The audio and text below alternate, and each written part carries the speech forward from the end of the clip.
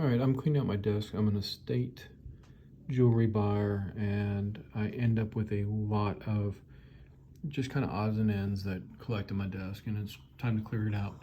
Have some foreign currency, um, some proofs, some scattered coins, teaser, I don't know, little collector sets. Get that from an estate that I bought out.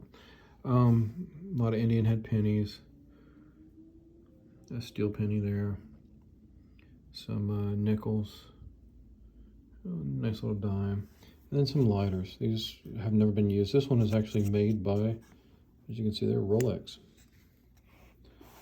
More lighters, and this one, built-in ashtray. Some nice foreign currency. Happy bidding.